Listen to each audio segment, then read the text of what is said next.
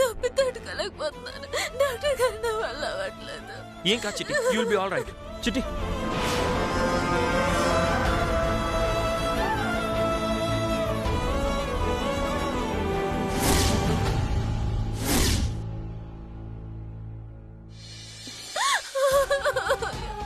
నొప్పేస్తుంది doctor.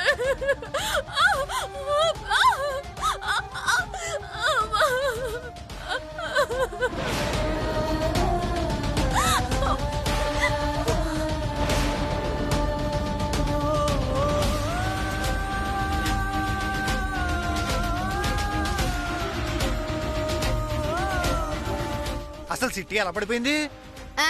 నేనే చిట్టం వచ్చే దారిలో కొబ్బరి నూనె పోసాను. దాని మీద కాలేసి జారి పడిపోయింది. అక్క, నువ్వు చెప్పేది నిజమా? అంటే చిట్టమ్మ నువ్వే పడేసావా? అమ్మా చూసావే, నేనేదో మాట వరుస కంటే తమ్ముడు చూడు ఎలా నమ్మేశాడో. అంతేనే, అక్క మీద వాడికున్న నమ్మకం అలాంటిది. నిజమేలే, ఎంతకైనా దీని తమ్ముడే కదా. ఇది చేసే ఏదో పనులన్నీ ఈజీగా తెలిసిపోతాయి. నిన్ను బావా ప్లీజ్, ఇక్కడ మనం గొడవ పడితే పోయేది మన ఇంటి పరువే. అందరం కాసేపు సైలెంట్గా ఉంటే బెటర్.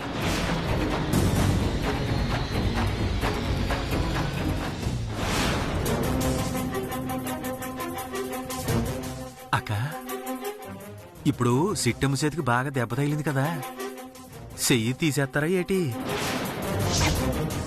ఏమో తమ్ముడు, నాకు మాత్రం ఏం తెలుసు. పొరపాటున చెయ్యి విరిగిపోతేనో, విరిగిన చెయ్యి అతక్కుపోతేనో ఖచ్చితంగా చెయ్యి తీసేస్తారేమో.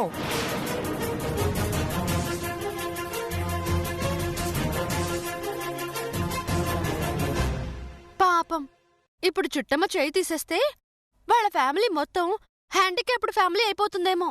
మరే, వాళ్ళ అమ్మేమో మూగది, వాళ్ళ నాన్నేమో గుడ్డోడు. ఇప్పుడు చిట్టమ్మకేమో చెయ్యలేదు. సరిపోయింది, ఫ్యామిలీ ఫ్యామిలీ హ్యాండిక్యాప్డ్ ఫ్యామిలీ అయిపోయింది. ఎంచక్కా హ్యాండిక్యాప్డ్ ఫ్యాన్స్ అసోసియేషన్ పెట్టుకోవచ్చు.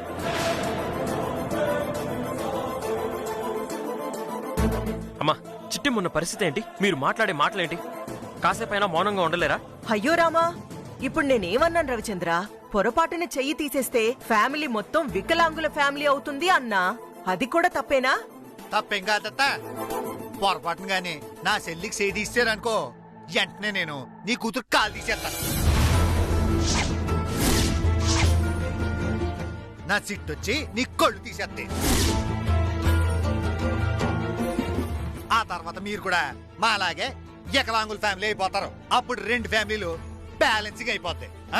చచ్చా, ఈ పాలోడ్ నోట్లో నోరు పెట్టాను చూడు, నన్ను నేను అనుకోవాలి. తమ్ముడు, ఈ పాలోడ్తో మనం వేగలేం, కానీ పక్కకు పోదాం పద. ఛ,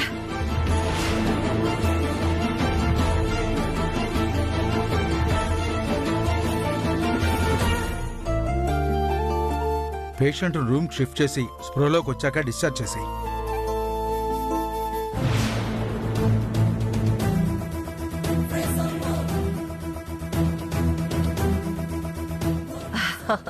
నమస్తే కాంతమ్మ గారు. నమస్తే డాక్టర్, మీకోసమే వచ్చాను.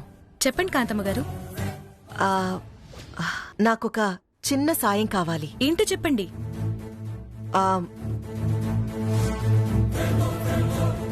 యాక్చువల్గా నా కొడుకు కోడలు కాపురం చేయట్లేదు. వాట్? వాళ్ళిద్దరూ భార్యాభర్తలే కదా, మరి కాపురం చేయకపోవడం ఏంటి? అదే నాకు అర్థం కావట్లేదు. వాళ్ళు కలిసి ఉన్నారా లేదా అని నా అనుమానం. అది మీరే చెప్పాలి. దానికి నేనేం చేయగలను? అదే, మా కోడలు కన్నెపిల్లో కాదో చెప్పారంటే మిగతా విషయాలు ఆటోమేటిక్గా నాకు తెలిసిపోతాయి. ఓహో, తనకి వజన్ టెస్ట్ చేయమంటారు అంతే కదా? అవును డాక్టర్. కానీ ఇప్పుడు సాధ్యం కాదేమో. తన విరిగిన చెయ్యికి ఎలాగో కట్టుకడతారు కదా, అంటే అప్పుడు మత్తుమంది ఇవ్వాల్సిందే కదా. హా, ఇస్తారు. అప్పుడు మత్తులో ఉన్న చిట్టెమ్మని పరీక్షించడం పెద్ద కష్టమేం కాదనుకుంటా. సరే, మీరు చెప్తుంది నాకు అర్థమైంది. ఏ మాత్రం అవకాశం దొరికినా నేను ఆ టెస్ట్ చేసి మీకు చెప్తాను. Thank you doctor, thank you so much. మీరు చెప్పే గుడ్ న్యూస్ కోసం నేను ఎదురు చూస్తూ ఉంటాను. గుడ్ న్యూసా? అదే మీరు చెప్పే న్యూస్ కోసం ఎదురు చూస్తూ ఉంటా. సరే సరే, జస్ట్ ఒక పావుగంట వెయిట్ చేయండి, నేను ఇప్పుడే వస్తాను. అలాగే.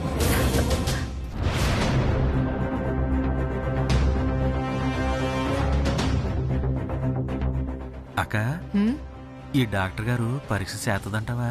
ఒరే, ఆ విషయం కనుక్కోడానికి ఆడదాన్ని నేనున్నాను కదరా, మగాడివి నీకెందుకు? జరిగేది చూస్తూ ఉండంతే.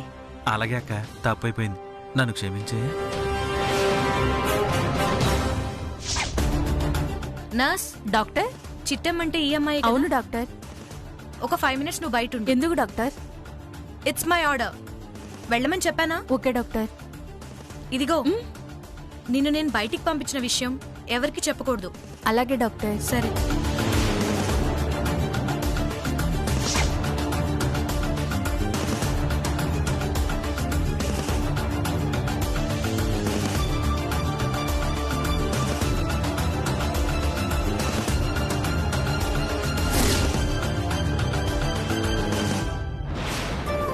Thank you doctor. మీరు చెప్పినట్టు తను రికవర్ అయిపోతుంది కదా? 100% రికవర్ అవుతుంది. భయపడాల్సిన పనే లేదు.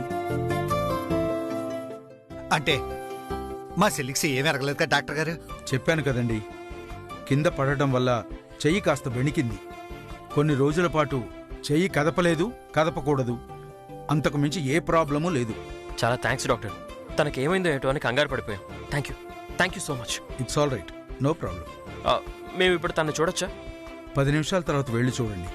Okay doctor.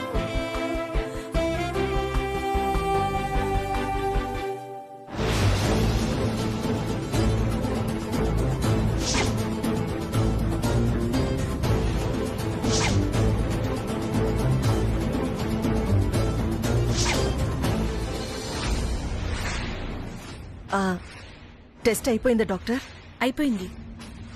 మీరు అనుమానించినట్టే తనింకా వర్జిన్.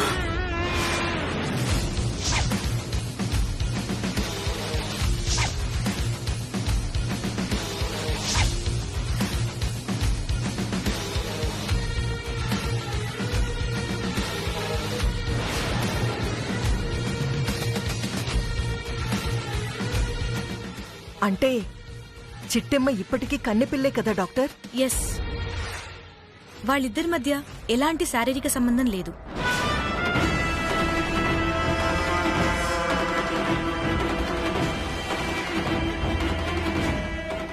ఓకే డాక్టర్, మీ మేలు ఎప్పటికీ మర్చిపోను.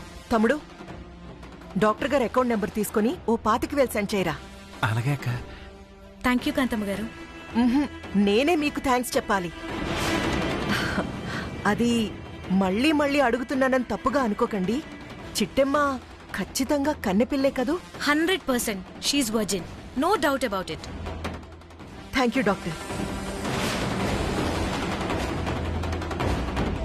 ఒరే అవతారం, మన అనుమానమే నిజమైందిరా. చిట్టెమ్మకి మన రవికి పెళ్ళైందన్న మాటే కాని వాళ్ళిద్దరి మధ్య ఎలాంటి వైవాహిక సంబంధం లేదు. భార్యాభర్తల అనుబంధమూ లేదు.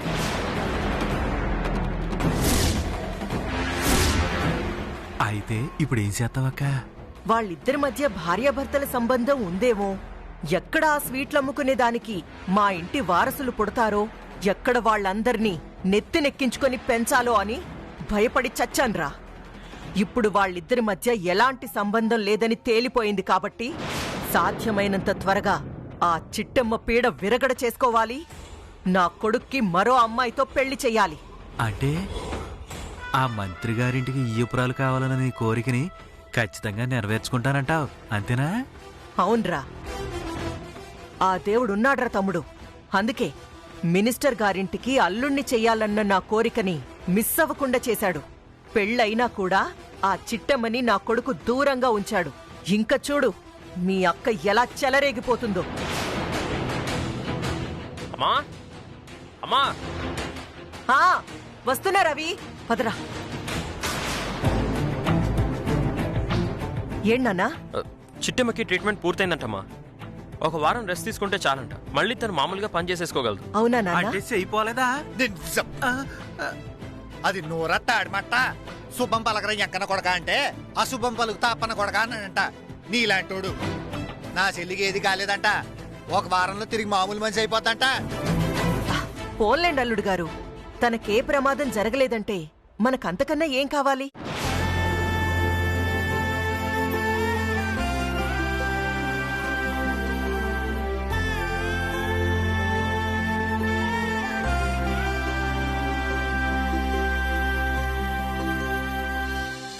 చిటి, నీకేం కాలేదుగా? ఏం కాలేదు. నీ ప్రేమ నాకు తోడుండగా నాకేటవుతుంది బావా.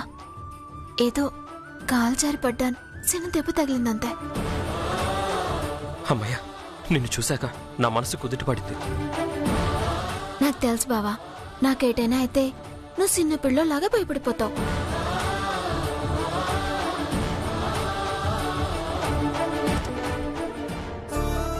ఇప్పటికే చాలా ఆలస్యమైంది, బేగ్గా ఇంటికి వెళ్ళిపోదామా? అలాగే చిట్టమ్మ. అమ్మా, బయలుదేరదాం. అలాగే నాన్న, పద. పదండి.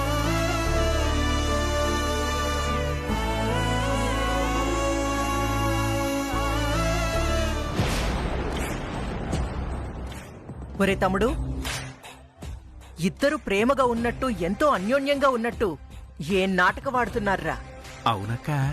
అమ్మా, అంటే వాళ్ళిద్దరూ ప్రేమగా లేరా, అన్యోన్యంగా లేరా? ఇప్పుడు దీనికి మళ్ళీ మొదటి నుంచి చెప్పాలరా? సరే, వెళ్ళేటప్పుడు కార్లో చెప్తాను, పద. పదరా.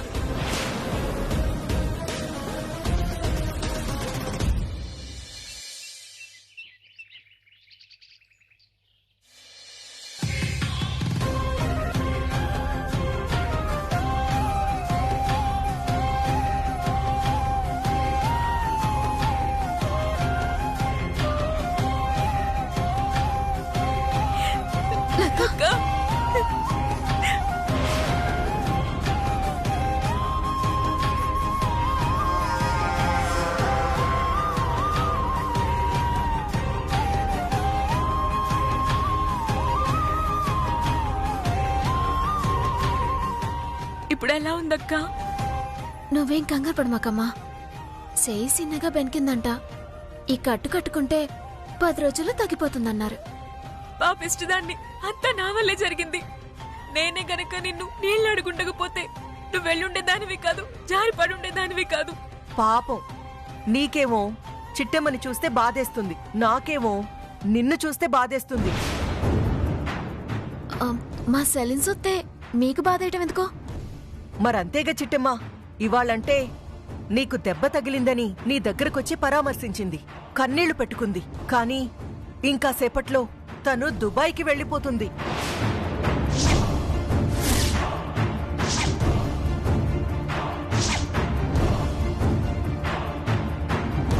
ఆ తర్వాత పరామర్శించేవాళ్లు నీకు దెబ్బ తగిలితే బాధపడేదెవరు?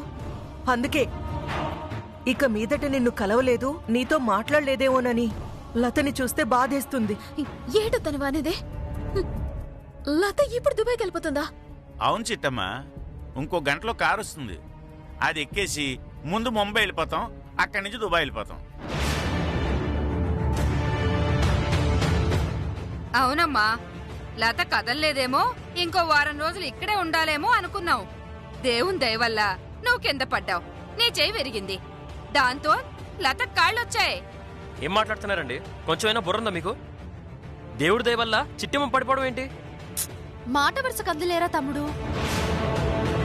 చిట్టమ్మ పడిపోవడం వల్లే కదా వీల్ చైర్ లో ఉన్న లత లేచి పరిగెత్తగలిగింది అని ఆవిడ ఉద్దేశం. ఆవిడ ఉద్దేశం పరమదైత్రంగా ఉంది. మీరని ఊరుకున్నారు గానీ అదే మా ఇళ్లలో అయితే జుట్టించుకుని నేల కొడిచటలో. రే అన్నయ్య, నువ్వు ఊరుకోరా. బావా, మనం ఇద్దరం వేరునారాయణ బాబా ఇంటికి వెళ్ళాలి. అలాగే చిట్టెమ్మ, వెళ్దాం పద.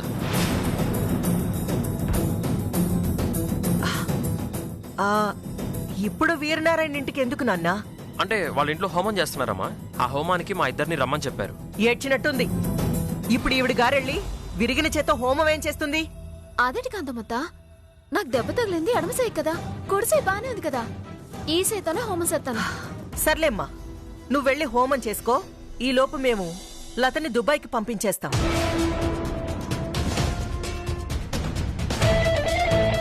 దేవుడా, ఇక్కడుండి లతను కాపాడుకోవాలనుకుంటే అక్కడున్న అమ్మ నాన్నల్ని చంపుకోవాలి, లేకపోతే వాళ్ళని కాపాడుకోవాలనుకుంటే లతను వదులుకోవాలి. నాకేడ్స్ ఎలా అర్థం కావట్లేదు. పాలు పోట్లేసాం. నువ్వే నాకేదో ఒక దారి చూపించాలి. అక్క ఇంకాసేపట్లో నేను నీకు దూరంగా వెళ్ళిపోతున్నానక్క. నేను వెళ్ళేటప్పుడు నువ్వు నా కళ్ళ ముందే ఉంటే నిన్ను చూస్తూ ధైర్యంగా వెళ్ళిపోతానక్క.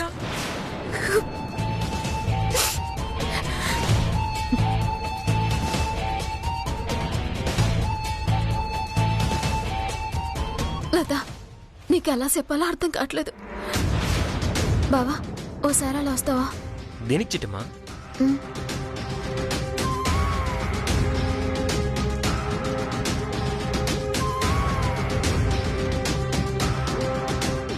ఇదిగో పొట్టి బాబాయ్, నువ్వు యానంలో ఎక్కడుంటావు? యానమా? యానం ఏంటి? మేముండే దుబాయ్. చెప్పించాలేవో, నేను 2-3 సార్లు యానం వచ్చాను. అక్కడ నిన్ను ఈవిడి గారిని చూశాను. ఈ చోటున మీరెద్దరూ ఎండు చేపలు అమ్ముకుంటున్నారు కదా. అమ్మో బాబోయ్, కొంపతీసి నిజంగా చూశాడా ఏంటి? ఇదిగో భాస్కర్, వీళ్ళు దుబాయ్కెళ్ళి కోట్లు సంపాదించారు. వీళ్ళకి యానంలో చేపలమ్మాల్సిన పనేంటి? అదేనమ్మా, ఈయనలాగో పాలు అమ్ముకుంటాడు, ఈయనలాగా అందరూ ఉప్పు చేపలు ఎండు చేపలు అమ్ముకుంటారు అని అనుకుంటాడు. పేడ పిసుక్కునే మనిషి కదా, పేడ బుద్ధులు ఎక్కడికెళ్తాయి? వీళ్ళంటే నీకు పౌరుషం పుడుచుకొస్తుందండి. నువ్వు కూడా వీళ్ళతో కలిసి ఎండు చేపలు అమ్ముకునే దాని ఏంటి? మాటలనవసరం. ఇదిగో గురునాథం, ఆ కారోడికి ఒకసారి ఫోన్ చేయి. అలాగేనమ్మా.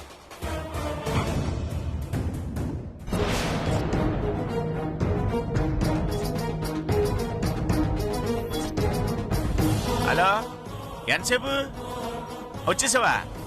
ఉండి వచ్చేతను. వచ్చేసాడమ్మా.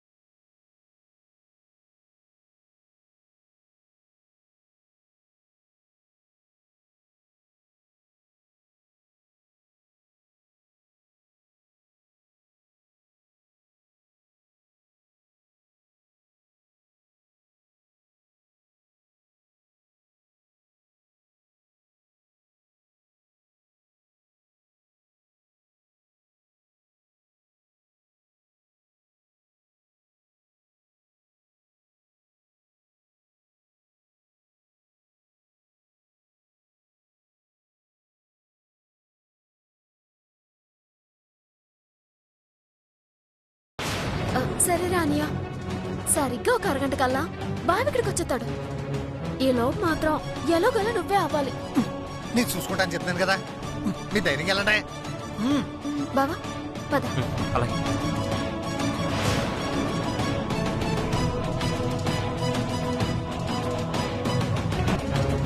ఒరే పొట్టి పడక నీ కొందరా.